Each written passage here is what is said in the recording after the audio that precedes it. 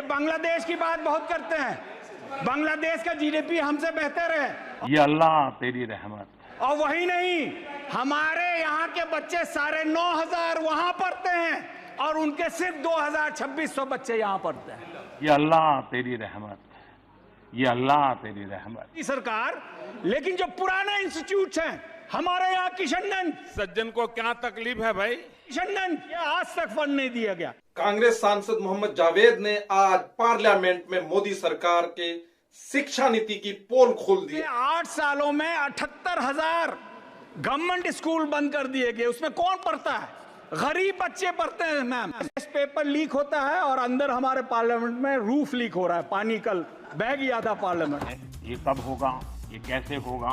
कि आप उनको धारते हुए देख सकते हैं और यकीनन आप फील कर सकते हैं कि आपने किशनगंज लोकसभा से इतना बेहतरीन और हाईली एजुकेटेड नेता को चुना है। 10 मिनट होने को है, 1 मिनट में बात कर लीजिए। मैम 1 मिनट में क्या? अभी तो 2 ही मिनट हुए मैम। जब सांसद जी 10 मिनट बोलने के बाद भी बोल रहे हैं कि 2 ही मिनट बोले हैं। पूरे संसद भवन में हंसी की फुहार छूट गई। Sir, we also have as much intelligence as anybody else. We can contribute as much as anybody else in this country, and we have contributed. अगर आप शिक्षा से प्यार करते हैं तो इस वीडियो को अंत तक देखें। और जय हिंद दोस्तों, मैं गुफरान आलम फौजी और आप देख रहे हैं फौजी व्लॉग। माननीय सदस्य श्री मोहम्मद जावेद जी, तो शुक्रिया मैडम, आपने मुझे बोलने का मौका दिया। मैं इस मौके पे अपने पार्टी लीडरशिप को और किशनगंज के आवाम को शुक्रिया अदा करना चाहता हूं कि उन्होंने फिर से मुझे यहां बैठने का और उनकी समस्या उठाने का मौका दिया। I stand here ma'am to speak on demand for grant for education. Ma'am, किसी भी मुल्क में, किसी भी समाज में जो सबसे बड़ा अहम मुद्दा होता है वो शिक्षा और तालीम होती है। और हमने देखा है कि मोदी सरकार पिछले 10 सालों में धीरे धीरे धीरे इस फाउंडेशन को बर्बाद कर दी है। Ma'am, education is the bedrock of any societies progress. Yet, for the past decade, the Modi government has systematically dismantled our education system and institutions. Today, I stand before you to highlight some of the policies and hollow promises. Ma'am, बापू महात्मा गांधी जी ने कहा था, live as if you were to die tomorrow, learn as if you were to live forever. और पहला शिक्षा मंत्री मौलाना अबुल कलाम आजाद साहब ने कहा था, Every child deserves timeless gift of education. और इसी भावना के साथ कांग्रेस ने 2009 में एक लॉ बनाया जिसमें फंडामेंटल राइट के तहत आर्टिकल 21A में सभी 6 से 14 साल के बच्चे बच्चियों को फ्री एंड कंपलसरी एजुकेशन दिया। उसके बाद इसको बढ़ाने की बात हुई। आदरणीय मोदी जी ने भी बहुत ऊंची आवाज में कहा कि हम 18 साल तक बढ़ाएंगे, 12 तक बढ़ाएंगे, लेकिन अभी तक नहीं बढ़ाया उन्होंने। हमने ये वादा किया था मुल्क को कि ये 3% से बढ़ा के 6% तक हमें ले जानी है अगर तालीम को सही रास्ते पे लाना है तो। कांग्रेस के वक्त में मैम, यूपीए के वक्त में 3.36 था। और ये मोदी सरकार जो खाली ढोल बजाती है, वो कहती है कि हम सिर्फ 2.9% देंगे जीडीपी का। मैम, ये बहुत ही अफसोस की बात है। मैं एक फिगर देना चाहता हूं। स्कूल में लगभग 26.5 करोड़ बच्चे पढ़ते हैं। 4.3 crore people study in colleges and universities. 11 crore हमारे लोग स्किल्ड इंस्टीट्यूशंस में अपनी हुनर सीखते हैं और लगभग 1 से 1.1 करोड़ टीचर और स्टाफ है मैम। ये 1/3 आबादी है। This amounts to almost 43 crore. और इसमें आपने कितना दिया? 1.48 लाख। वो अगर आप डिवाइड करेंगे तो प्रति व्यक्ति 200 प्रति महीना भी नहीं होता है। इसमें आप तालीम देना चाहते हैं और इसीलिए नए नए इंस्टीट्यूशन की बात करते हैं मोदी सरकार। लेकिन जो पुराने इंस्टीट्यूट्स हैं, हमारे यहाँ किशनगंज जो 12 साल पहले दिया गया, आज तक फंड नहीं दिया गया। आई respect my honourable minister, he always meets me with very much affection. Sir अब तो पास करा दीजिए प्लीज, टीचिंग नॉन टीचिंग भी, उस पर मैं आऊंगा फिर से। सर 4,80,000 लगभग वैकेंसीज है टीचर्स की, और बिहार से जहां से मैं ताल्लुक रखता हूं वहां लगभग 1.25 लाख लोग टीचर्स नहीं है। अब बताइए तालीम कहां से हासिल होगी? पढ़ाने वाले ही नहीं है तो क्या पढ़ेंगे हम? और इसीलिए बिहार के लोग जो मजदूर हमारे रूडी भाई हैं कि नहीं है? सर आपने क्या 4 करोड़ बोला था 13 करोड़ में, या 3 करोड़ बोला था? 4 करोड़ लोग अलग अलग प्रोफेशन के पूरे हिंदुस्तान में हम लोग गए हैं। सर ये मेरे टाइम नहीं लेंगे। कोई नाम नहीं लिया। He is not yielding, sir. No, I just mentioned. You can, after I speak, you can put your point. नहीं, नाम कहाँ लिया? मैम, और वही नहीं मैम, सेंट्रल यूनिवर्सिटीज में 61,180 वैकेंसीज हैं, ITIs में 4,425, IIM में 484, केंद्रीय विद्यालय में 12,000, जवाहर नवोदय में 3271। क्या पढ़ेगा बच्चा? इसीलिए मजबूर हो जाता है कोचिंग सेंटर में। आप जानती हैं क्या हुआ कोचिंग सेंटर में अभी दिल्ली में? कोटा में क्या हो रहा है? हर हफ्ते हर महीने में हम लोग को सुसाइड केसेस की खबर सुननी पड़ती है। और सबसे अफसोस की बात यह है मैम, अभी हमारे यंग ऑनरेबल मेंबर बोल रहे थे कि मोदी सरकार ने बहुत कुछ किया। मैडम, सेंट्रल यूनिवर्सिटीज में 42% वैकेंसीज हैं, और ये किनकी हैं? ये ओबीसीज की है, एससी और एसटी की है। तो ये सरकार जो है ये हर मामले में ये टारगेट करती है माइनॉरिटीज को, ओबीसी को, एससी को और एसटी को। ये आंकड़े बता रहे हैं, ये मेरे आंकड़े नहीं हैं मैम।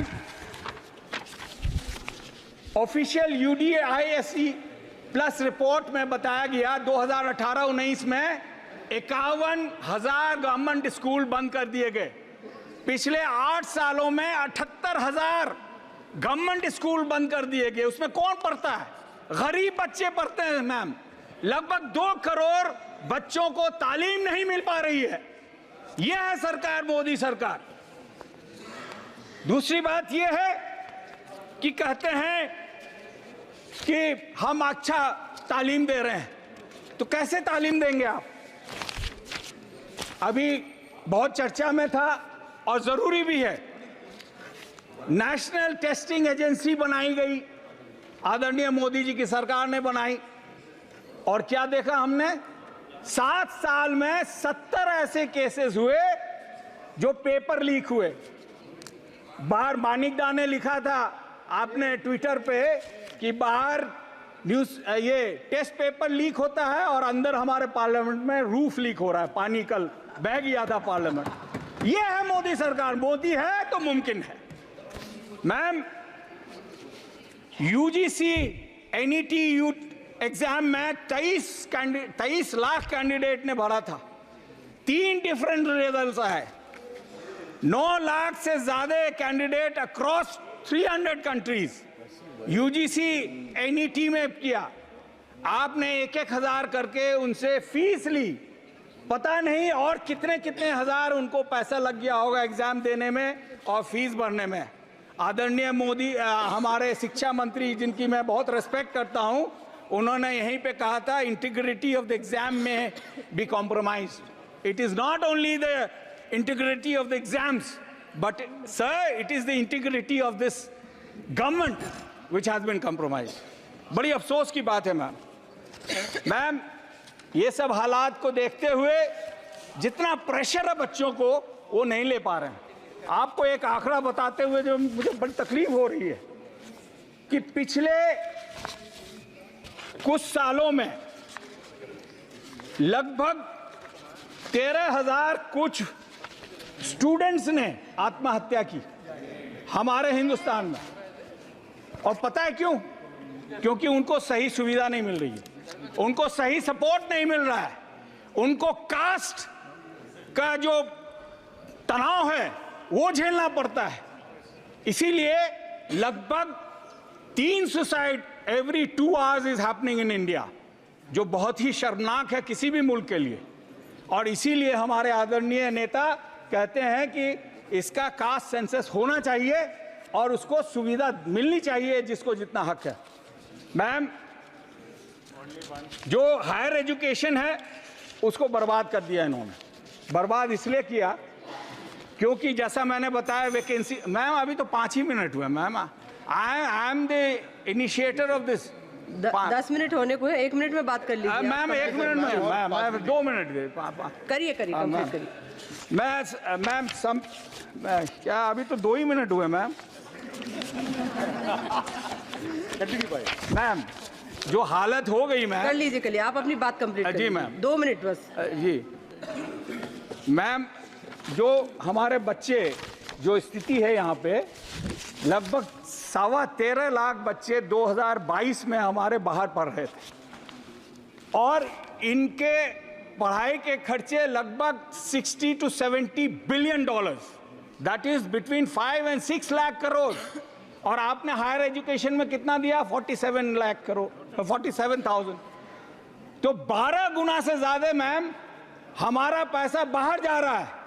अगर वो हम यहां खर्च करते तो हमारे बच्चे नहीं जाते। और वही नहीं मैम, पिछले 3 सालों में सर, पिछले 3 सालों में लगभग 24,500 हमारे बच्चे वहां पे उनका देहांत हो गया, मर गए।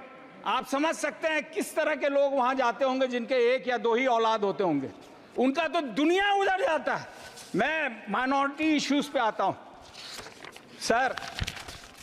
किशनगंज के बारे में तो आपको मेरे ख्याल से आप भी रट गए होंगे, हम भी रट गए होंगे। यहाँ बापू जी का मूर्ति था, हम लोग बैनर लगा के प्रोटेस्ट करते थे, वो भी आपने पीछे करवा दिया। मेरी आपसे गुजारिश है कि जो स्कीम्स हैं, डिफरेंट स्कीम्स हैं माइनॉरिटीज के लिए, उसको चालू कीजिए। जो स्कॉलरशिप है उसको चालू कीजिए। एक आपने यूपीएससी के लिए दिया था, मुझे याद है 2020 में कुछ लोगों ने ये कहा कि भाई ये यूपीएससी जिहाद है। 4% मुस्लिम कैंडिडेट उसमें पास किए थे और आबादी हमारी 15% है, और आपने वो स्कीम बंद कर दिया। मैं चाहता हूं कि उसको चालू करें, क्योंकि उसके बाद क्या हुआ कि अगले साल वो 4% घट के 3.6% हुआ और उसके अगले साल वो घट के 3.1% हो गया। Sir, we also have as much intelligence as anybody else. We can contribute as much as anybody else in this country, and we have contributed. So, इसीलिए I appeal to you, sir, that you should not discriminate. I know this government stands on discrimination. It stands of anti-Muslim, anti-SC, anti-Dalit, anti-student, anti-poor sentiments जगा के ये राज कर रही है।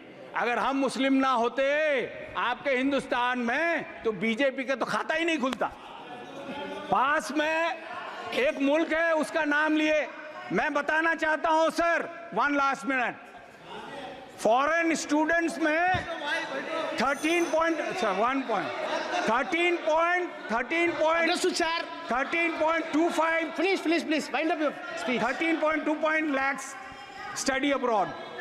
And in India, only 40,000 national from outside come here. ये बांग्लादेश की बात बहुत करते हैं। बांग्लादेश का जीडीपी हमसे बेहतर है, और वही नहीं, हमारे यहाँ के बच्चे 9,500 वहां पढ़ते हैं और उनके सिर्फ 2,2600 बच्चे यहाँ पढ़ते हैं, और आप कहते हैं बांग्लादेश चले जाओ। तो मेरी गुजारिश है कि जो भी हमने मांगा है उस पर माननीय मंत्री जी गौर करें और मुल्क के एजुकेशन को बचाएं, बेहतर करें। आप मुगलों को नाम हटा देने से कुछ नहीं होने वाला है। मुगल 330 साल अगर रहे तो वो आपके हटाने से नहीं हटने वाले हैं। बहुत बहुत शुक्रिया। जय हिंद। आप वीडियो के अंत तक बने रहे, आप सभी का बहुत बहुत शुक्रिया। जय हिंद, जय भारत, जय भारत, जय भारत।